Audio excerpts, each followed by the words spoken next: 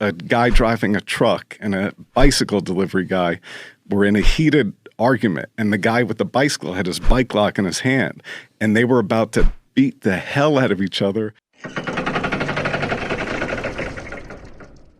I had, after a skydive injury, I broke my foot, and I was walking around with a boot on, and I was walking around Paris, and I saw a guy driving a truck and a bicycle delivery guy were in a heated argument, and the guy with the bicycle had his bike lock in his hand, and they were about to beat the hell out of each other. And I just walked into the middle of them and I said, "Pense un card," think of a card in French. And they both looked at me like, who is this weirdo? And suddenly the fight was diffused. You diffused it with a card trick? Well, I didn't get to the card trick part, but just there's a guy here, and they're both heated up. But like if one goes against me, then it's two, so it kind of diffused it. But I have diffused fights with card tricks many times. Really? Yes. How have you done that? Well, I see people like about to fight like in Union Square, and I just walk right in the middle. I'm like, here, let me show you card trick, because I'm not their enemy.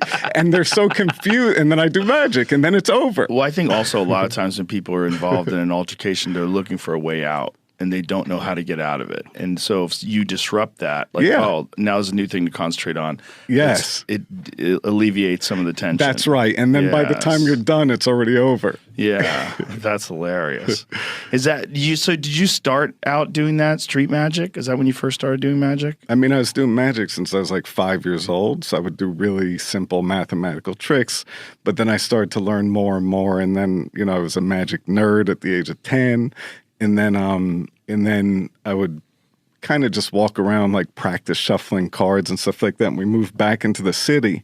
One time I was doing a one-handed shuffle, and a bunch of guys that were working at the parking garage saw me doing the shuffle, and they thought it was amazing. It's like, and they came over, and I started doing magic, and their reactions were amazing. And that's kind of when I realized, magic's pretty amazing to perform. Because before that, I only performed for a couple of friends. Luckily, because kids are a tough audience for a magician. And so whenever I'm teaching a young kid magic, I say, do it to your friends' parents, not to your friends, not at school, because one bad experience and you don't want to ever do magic again. Right. Yeah. But parents and their friends are going to be a nice audience. That's good advice.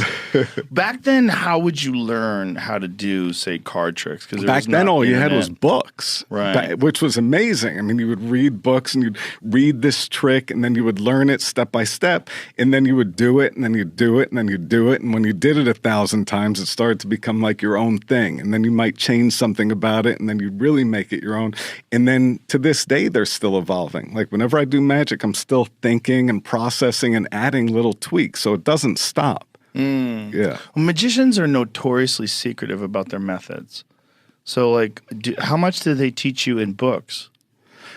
Books in magic have a lot, but the good stuff is hard to come across. It's not in books. How old are the books? What's the oldest book? Well, the first one was I think it was called Discovery of Witchcraft from 1584 or something like that. And a guy wrote all these secrets of methods that witches were using, and they were being burned alive. So he's like, here, this is how they're doing it. It's tricks. You got to stop killing the witches. And then they destroyed all the copies of that book, but some survived. And that book has incredible secrets that I've done on my TV shows. Like there's one where you take a dead fly and bring it back to life. That's written up from 1584. Wow. I believe it's 1584. That was one of the interesting things that I read about the invention of the printing press, that once they started making books, some of the first books were about how to spot witches. I was thinking that, back then it must have been amazing because now all of a sudden people could write down all this knowledge and people can learn. Nope. Some of the first books, the most popular books are how to spot a witch.